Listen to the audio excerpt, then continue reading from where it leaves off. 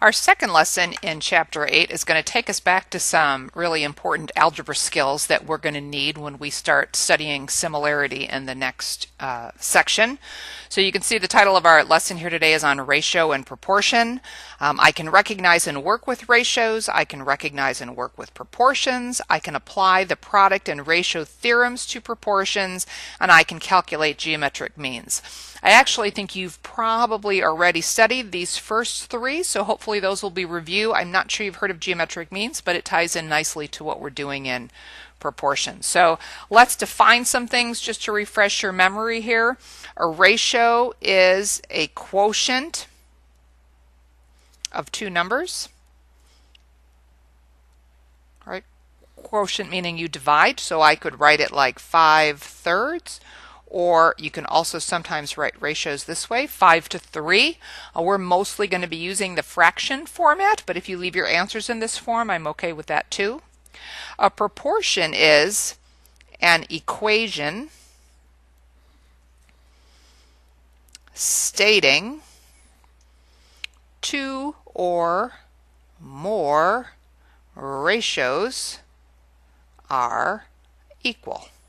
So for example, if I said 1/2 equals 5/10, that is a proportion. I have a ratio equal to a ratio. Means and extremes. You've probably heard of this, but maybe you've forgotten what these terms mean. If I write a proportion and I put it in order here, A over B equals C over D. The first and the fourth ones here, the first position and the last position, those are called the extremes, and the second and third positions are called the means. And you're going to see we use those when we talk about a particular theorem. So let's say the extremes are the first and fourth positions in a proportion. The means are the second and third positions in the proportion. Okay, we'll come back to that in a minute. Here's the new idea, and you'll see we'll get to some problems here. A mean proportional or a geometric mean. So your book is going to state it both ways. You've seen that word mean before, but we're going to use it differently. We're going to use it in reference to what you're seeing right here, these means. So a mean proportional or a geometric mean is when the means of a proportion are equal. Then we call them the geometric means or the mean proportional. So for example, if I said 1/4 equals 4/16, 4 is this mean proportional or geometric mean because it matches. It matches in that proportion. Okay. I throw this one on here only because I don't want you to confuse the two. A geometric mean is different from an arithmetic mean. An arithmetic mean is simply an average. We know how to do that. Arithmetic mean is just another name for that. Geometric mean has this very different meaning, so don't confuse that. All right, so let's just do a little bit of work with ratio and proportion here. I've given you some that I think you can just hopefully eyeball. Right? For example, what do you do to 2 to get 14? You multiply by 7, so I should be able to take 1 times 7 and get 7. All right, so over here, if you like to think of it as this, if that makes it easier, right? I say, oh, well, 8 to 24, that's multiplying by 3, so 10, I'd have to multiply by 3, that would make that number 30. All right, what happens here? I'm going from 45 to 5. That's dividing by 9. So if I divide by 9, that should get me 2. Okay, so some of them are very easy to eyeball. I hope you know that others probably will not be. They don't come out necessarily always to nice integers. All right, let's do a little bit more work with these means and extremes. So here I kind of wrote out for you what we have on the previous page, right? This is the first, second, third, and fourth terms. I told you that A and D, the first and the fourth, are the extremes. That's these. right? And the second and third, these two are the means. We just talked about that a minute ago. All right, it says, from studying algebra, what do we know about these pairs, the means and the extremes? I know you've done this before. We've even had this come up this year. We know that the products are equal. In other words, we know that A times D equals B times C. And you probably dig that back from your pre-algebra days. All right, so that's actually our product theorem for ratios, is that the product of the means equals the product of the extremes. Nobody ever probably told you it was an actual theorem, but that's what it says. If you have A over B equals C over D, we know that A times D equals B times C. All right, that's just what that theorem says. Algebraic theorem. The ratio theorem is kind of like the reverse of this. All right, it would be like saying if you started out with xy equal to wz. So I'm going to say if a product of a pair, and we're going to say of non-zero numbers, we don't want zeros in there, is equal to a product of a pair of non-zero numbers, then either pair can be the means or the extremes. So I want you to think for a minute before I write it down here. Looking at this, can you go back and write this as a ratio? A ratio that if I took the product of the means and the extremes, I would get xy times wz. Go ahead and try that. All right, one product has to be xy. So for example, I could do x and y, and then I could do w and z. So that means either pair could be the means or the extremes. So the way I set it up, x and y are the extremes and w and z are the means. Couldn't I have done it some other way? All right, I think I could have put x and y here and w and z here. That would have still gotten me x times y equals w and z. Now these are the extremes and these are the means. And in fact, we could have flipped both of these as well, right? That got us here. I could switch out the x and the y. I could put the x up here and the y over here. You could come up with some other examples as well. All right, so we're going to apply this now. You've done this before. How do I solve for x? I take the product of the extremes, that's 35, equals the product of the means, that's 12x. I just divide by 12. Please make sure your answers are always reduced. 35/12 is. So here I could take this product, making sure I distribute. 16 times x plus 2 equals product of the means, 9 times 6, so that's 16x plus 32 equals 56, or I'm sorry, not 56, 54. And then if I subtract 32 from both sides, I'm going to get 22. And if I divide by 16, that is not reduced, so I'm going to call that 11/8. All right, so let's try a more abstract application here. It asks if this is equivalent to this. All right, let's start with the harder one, right? I should be able to take this, and both of these pieces in the numerator are divided by y. So I should be able to say that's x over y minus 2y over y. Same thing here, both of these are divided by b. So I should be able to call that a over b minus 2b over b. But now look at this fraction. Can't I reduce right here? And can't I reduce right here? So that would leave me x over y minus 2 equals a over b minus 2. But then can't I just add 2 to both sides? And if I do that, I'm left with x over y equals a over b. So yes, I have shown that they are equivalent. Okay, just using a little algebra. All right, this is like that ratio theorem, what we did right up here. Write all the proportions that produce this multiplication here, PQ equals RS. So I'll get you started, right? I could say PQ, so I could put P here and Q here. That would be one product, and R here and S here, right? So then I think I could just flip it. Couldn't I say R over P equals Q over S, and I would still get the same one? How about if I take this original one and I just flip R and S? I could have P over S equals R over Q. That still gives me PQ times RS, right? What else could I do? I could take the original one, and how about I take the original one and I flip P and Q, so I could have Q over R equals S over P. And I think those are the 4 different options you get here. All right, so you know that P and Q have to be opposite each other. You can see that in each one.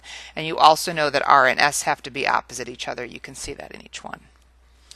All right, this last one is a good one that tends to stump everybody. Put a star by it. You're going to see this come up again in the homework. It says find the ratio of x to y. That's like asking for x over y. All right, so first thing I would do would be to say, well, I see x, right? I need x. Well, I see x right here. Right? So I want to leave that x and I want to have a y underneath it. So I'm going to first divide by y. And then I have x over y, which is what I want. But whatever I do to the left, I have to do to the right. So now I have 3x over y equals, and then what happens here is those y's cancel. I get 4. So now I'm pretty close. Now I have this problem right here I want to get rid of, which is the 3. So how do I get rid of that 3? Well, I divide by it, but whatever I do to the left, I have to do to the right. So then they cancel out, and I get x over y equals 4/3. So it's really just a manipulation of dividing the right things into the right sides. I want to divide by y because I want x over y. And I also want to divide by 3 because I need to get that guy out of there, which lands the 3 over on the right-hand side. Okay? You'll see that again. All right, last page here. What do we call 5 in this first proportion, or Q in the second proportion, right? If you remember, we call them the means, the second and third position. All right. Can we call 8 in this proportion the same thing? Well, students generally want to say no. They want to say, well, these are the extremes. Right? But what we just did on the previous page, didn't we learn that we could flip this and say this is 32 over 8 equals 8 over 2? Isn't that an equivalent proportion? And if you do that, then these guys are the means. So yes, we can call it the same kind of piece because by flipping both ratios, you can make the means into the extremes. All right, so find the arithmetic and geometric means. Remember, arithmetic is old. That's just another fancy name for average. So that's just 3 plus 27 divided by 2. 30 divided by 2 is 15. We're just averaging the numbers. Geometric mean is this new idea. If you look back in that chart, geometric mean says the means have to match. So I don't know what it is, but it has to be the same. And my other two values are 3 and 27. So if I solve this, I take my cross products. 3 times 27 equals x times x. That's 81. X times x is x squared. So what squared is 81? And everybody says 9. But if you just say 9, you forget one of the values, right? Because what else squared is 9? But negative 9. So make sure we include both. That negative 9, that's the thing everybody forgets. They just give me the 9. All right, so if we do it again on this one, 4 and 16, arithmetic is 4 plus 16 divided by 2. That would be 20 divided by 2, or 10. Geometric, I need my means to match. Don't forget it can also be called mean proportional. So 4 times 16 is 64. X times x is x squared. So now we know that's plus or minus 8. You can write it that way as well. All right. Let's look at these last few examples here. We got a couple more. It says find the ratio of x to y. Students always think this one seems so hard, right? X to y. I see x is here and x is here. So I'm going to group them on the same side. So I'm going to subtract gx over to the left. And then I'm going to send this y over to the right so that I have hy minus fy. And then I have all my x's on one side and all my y's on the other. Now I simply factor it out, and I factor it out right here. Right? Now, just like before, I need the ratio of x to y. So this is just what we did on the previous page. I need an x on top. Where is my x? Here it is. That means I want to get rid of this e minus g. So to do that, I divide by e minus g. That cancels it out. So now I have x. But I need it divided by y, so I have to put a y under here, but whatever I do to the left, I do to the right. So that cancels it out here, and I'm left with what? H minus f over e minus g. So that is similar to that last example on the previous page, but a little bit more complicated as we had to do some grouping and factoring first. I wanted to do one more example of a scale factor here, because I know those can be tricky. So this kind of ties into what we were doing with dilations. You're going to see this in the homework again tonight. It says the length of a model plane is 10.5 inches. The scale of the model is 1 to 72. So again, we can think about this two ways. We can say that means that the model times 72 gives me the actual, if you like to think of it that way. And I know the model is 10.5. So if I multiply in that scale factor, I get 756 inches. We could convert that to feet by dividing by 12 if you wanted to.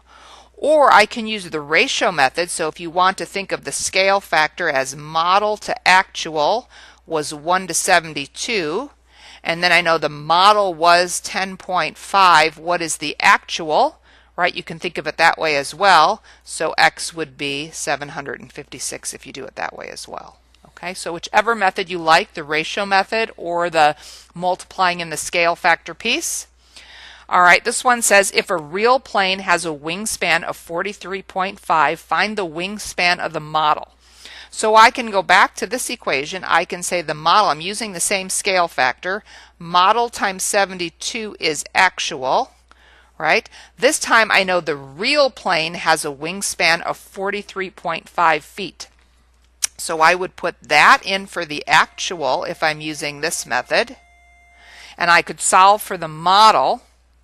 If you do that, you get 7.25 inches if you divide both sides by 72. Okay? You actually get 0.604 feet. I converted it to inches, which becomes that. So 43.5 divided by 72 is this, and then I multiplied by 12 to get it into inches. You could also set this up using this ratio method. You can say the scale factor method. You know our scale factor is 1 over 72, and then my actual is 43.5, and I'm looking for the model. So if you do that, you get x to be 0.604 feet, and then multiply by 12 gets you the 7.25 inches. Okay, so either method. Let's look at this last one here on the bottom. It says if another model of the same plane is key here, has a scale factor of 1 to 48. So that would mean the model times 48 is the actual. Find the length of the model. So I'm looking for the model. If I come back up here, I know the length of the real plane. I can use my answer up here. Came out to be 756, but if the scale factor this time is 48, what would the model be? So I would take 756 divided by 48, I think that comes out to be 15.75 inches.